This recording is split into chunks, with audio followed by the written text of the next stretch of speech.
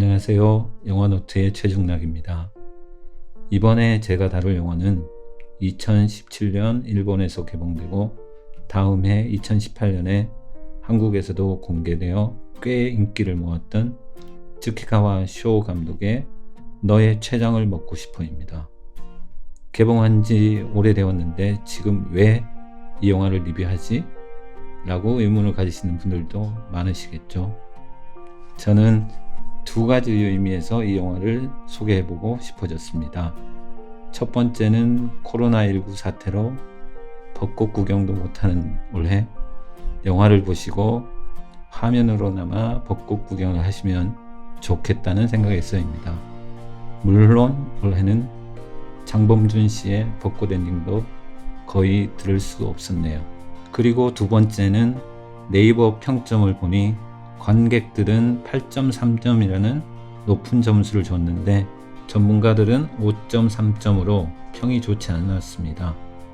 과연 이 차이는 무엇일까 하는 작은 궁금증 때문입니다.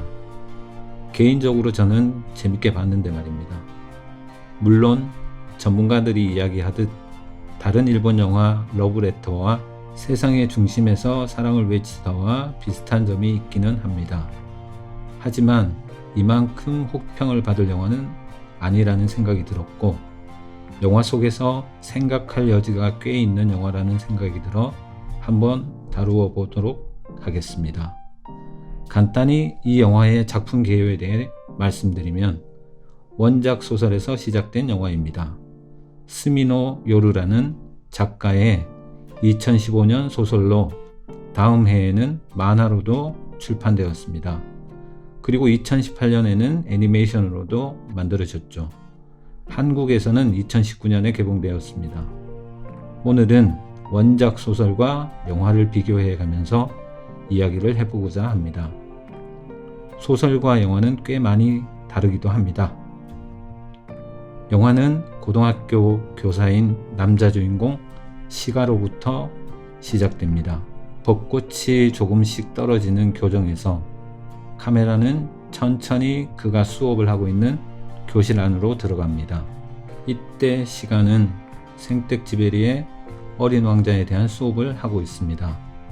그리고 시가의 목소리를 통해 여우가 어린 왕자에게 한 말인 정말 중요한 것은 눈에 보이지 않아 라는 대사와 이별 인사를 하고 슬프게 만날 거면 친해지지 않는 것이 좋았다라는 대목을 읊조립니다. 이 대목에서 우리 관객은 이미 영화의 내용과 주제를 조금 예측해 볼 수 있습니다. 아마도 영화는 관계와 이별에 대한 이야기일 거라는 예측이죠. 이처럼 잠시 스쳐 지나가는 어린 왕자의 한 구절과 책의 인서트가 이 영화를 이해하는데 중요한 역할을 하게 됩니다. 그럼 이제부터 키워드별로 이 영화에 대해서 알아보겠습니다. 첫 번째 키워드는 주인공들의 이름입니다. 먼저 소설에서 주인공은 나라는 화자로 이야기합니다. 다른 사람에게 불릴 때는 무슨 군이라 불립니다. 주인공의 전체 이름이 등장하는 것은 거의 소설의 마지막 부분입니다. 영화에서도 마찬가지로 남자 주인공의 전체 이름은 마지막에 등장합니다. 이처럼 의도적으로 소설과 영화에서는 주인공의 이름을 지연시킵니다. 구체적인 영화를 보면서 좀 더 자세히 살펴보겠습니다. 영화가 시작되고 얼마 되지 않아 우리는 남자 주인공의 이름이 시가라는 것을 알게 됩니다. 도서관 정리를 부탁하는 주임 선생님과 체육관에서 껌을 건네던 학급 친구에 의해 주인공의 이름이 밝혀집니다. 정확히 말하면 이름이 아니라 성이 불리게 되는 거죠. 하지만 우리는 마지막 장면에서 여자 주인공 야마우치 사쿠라가 죽은 후에 주인공이 도서관에서 발견한 편지를 통해 남자 주인공의 전체 이름을 알게 됩니다. 편지의 내용은 다음과 같습니다. 시가 하루키 군에게 春樹って呼んでいい？前からそう呼びたかったんだ。 라는 사쿠라의 목소리를 통해 우리는 처음으로 남자 주인공의 전체 이름이 시가 하루키라는 것을 알게 됩니다. 물론 이 이름은 주인공이 문고본 책을 계속 읽는다는 문학소년 이미지에도, 그리고 나중에 국어교사라는 설정에도 도움이 됩니다. 또 일본의 유명한 소설가 시가 나오야와 무라카미 하루키를 연상시키기도 합니다. 영화에서 편지를 발견하기 전까지 사쿠라는 하루키를 따분한 클래스메이트 군 혹은 사이좋은 소년 등으로 부를 뿐입니다. 그리고 사쿠라가 쓴 공병문고에서도 그의 이름은 까만 볼펜으로 지워져 있습니다. 이처럼 영화에서 이름이 중요하기에 소설과 영화 속에서 남자 주인공의 이름을 나, 즉 복구로 표현하면서 최대한 밝히는 것을 지연하고 있습니다. 이것은 영화 러브레터에서 러브레터가 후지 이츠키 양에게 늦게 도착하는 것과 비슷합니다. 그리고 하루키 역시 사쿠라의 이름을 한 번도 부르지 않습니다. 사쿠라가 병원에서 마지막 진실과 도전 게임을 했을 때 묻고 싶었던 질문이 바로 왜 자신의 이름을 부르지 않느냐 라며 편지에서 밝히고 있습니다. 물론 그에 대한 답도 편지에서는 밝히고 있습니다. 저는 이러한 답이 첫 장면의 어린 왕자의 인용문과 연결된다고 생각합니다. 이별 인사를 하고 슬프게 만들 거면 친해지지 않는 것이 좋았다라는 하루키의 내레이션이 바로 그런 내용입니다. 그리고 사쿠라와 하루키의 이름이 갖고 있는 의미에 대해 살펴보겠습니다. 사쿠라라는 이름의 의미는 모두 알고 있듯 벚꽃을 의미합니다. 그리고 하루키의 의미는 하루는 봄, 키는 나무입니다. 이를 조합해보면 봄의 나무에 피는 꽃, 즉 벚꽃이 되는 셈이죠. 어쩌면 사쿠라와 하루키는 이미 서로를 선택하는 셈이 되는 겁니다. 영화 속 대사처럼 두 사람의 만남은 우연도 아니고 운명도 아닌 두 사람의 선택과 의지에 의해 만나게 되는 겁니다. 이러한 선택과 의지에 대한 의미 역시 영화 속 대사 속에 담겨 있습니다. 사쿠라가 하루키에게 이런 대사를 합니다. 벚꽃은 꽃이 진 척만 하는 거지 계속 피어 있는 것처럼 쌍눈을 품고 잠들어 있다가 사람들을 놀라게 하려고 숨어 있을 뿐이고 따뜻한 봄이 되면 단숨에 서프라이즈 하면서 피게 되는 거지 라는 대사에서 알 수 있듯 벚꽃, 즉 사쿠라는 따뜻한 봄, 즉 하루를 기다렸다가 자신의 선택과 의지로 피어나게 되는 겁니다. 또 하나 선택과 의지의 모습은 친구 교코의 결혼식 장면에서 찾을 수 있습니다. 신부 화장을 하던 교코는 고등학생 시절 사쿠라로부터 받은 벚꽃 모양의 귀고리를 결혼 장식으로 하게 됩니다. 이 역시 교코의 선택과 의지입니다.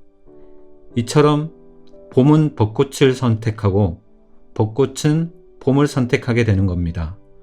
마치 사쿠라가 하루키를 선택하고 하루키가 사쿠라를 기억하려고 하는 것처럼요. 교코 역시 자신의 선택으로 사쿠라와 함께 있게 되는 겁니다.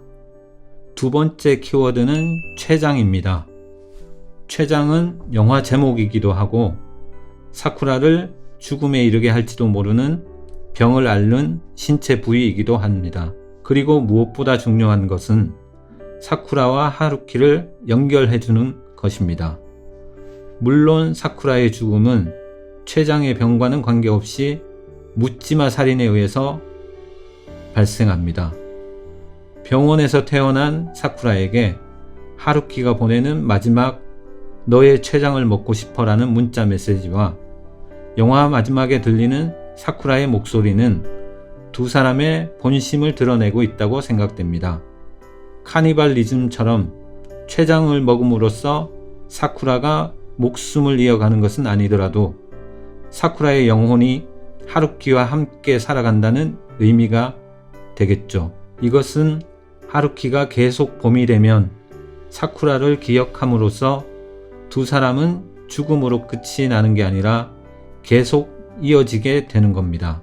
그리고 이러한 삶을 이어가고자 하는 사쿠라의 의지도 영화 속에서 찾아볼 수 있습니다. 죽음을 준비하고 있는 사쿠라이지만 하루키와 함께 버킷리스트를 실천하기 위해 여행을 떠납니다. 그들이 찾은 곳은 큐슈의 다자이후 텐만궁입니다. 잠깐 이곳에 대해 설명하겠습니다. 텐만궁이라는 신사에서 모시는 신은 학문의 신이라고 불리는 스가와라 미치자네입니다. 스가와라 미치자네는 헤이안 시대의 유명한 학자로 최고의 권세를 누리지만 정적들의 모함으로 좌천되어 죽음을 맞게 됩니다. 그의 유체를 우차에 태워 가던 중 소가 엎드린 채 움직이지 않고 멈춰서 그곳에 묘를 만들게 됩니다. 이후에도 조정과 일본 사회에 재앙을 가져왔기에 스가와라 미치자네의 저주라고 생각해 무덤 위에 텐만궁을 짓게 되었다고 합니다. 본전으로 들어오는 입구에는 엎드린 소의 동상이 만들어져 있습니다. 학문의 신이 모셔진 곳이기에 소의 머리를 만지면 머리가 좋아지고 심지어 아픈 부위를 만지면 그 부위가 낫는다는 속설도 있습니다. 영화 장면에는 사쿠라와 하루키가 본전에서 소원을 빌고 길흉을 점치는 제비를 뽑는 장면만 등장합니다. 하지만 아마 사쿠라는 소의 동상을 쓰다듬었으리라 생각됩니다. 입시나 취직 시험을 잘 보게 해달라는 기도는 하지 않았을 것이고 장난처럼 사쿠라는 소의 췌장 부위를 만지면서 카니발리즘과 비슷한 효과를 얻으려고 했을 것입니다. 이러한 행위가 삶에 대한 사쿠라의 의지와 선택으로 생각해 볼 수 있을 겁니다. 세 번째 키워드는 어린 왕자입니다. 앞에서도 잠깐 살펴보았지만 영화 너의 췌장을 먹고 싶어는 어린 왕자와 깊은 관련이 있습니다. 먼저 작품의 구조입니다. 소설에서는 사쿠라와 하루키의 고등학교 시절의 일과 1년이라는 시간이 지난 후 사쿠라의 묘소를 찾는 하루키와 교코의 이야기로 이루어져 있습니다. 영화에서는 어른이 된 하루키에서 시작해 12년 전 고등학생 때의 이야기로 돌아가 시간을 교차하면서 하루키의 제자인 남학생 쿠리야마에게 동화를 들려주듯이 이야기가 진행됩니다. 영화에서는 소설과 달리 시간의 격차가 12년이나 됩니다. 그렇다면 왜 이처럼 12년의 시간의 격차를 설정한 것일까요? 아마 이것은 어린 왕자의 이야기 구조와 관련이 있을 겁니다. 어린 왕자의 비행조종사인 나는 6년 전에 만났던 어린 왕자에 대한 이야기를 마치 동화처럼 독자들에게 들려줍니다. 이러한 6년의 시간차를 두면서 동화처럼 이야기를 전합니다. 이런 동화적 기법을 사용한 이유를 생텍쥐베리는 삶이 무엇인지 이해하는 사람들에게는 훨씬 진실에 가깝게 전해질 테니까요 라고 이유를 밝히고 있습니다. 이처럼 동화처럼 이야기되어지는 두 이야기는 삶의 의미를 알고 있는 사람에게는 훨씬 진실처럼 느껴질 것입니다. 이 외에도 비슷한 점이 몇 가지 있습니다.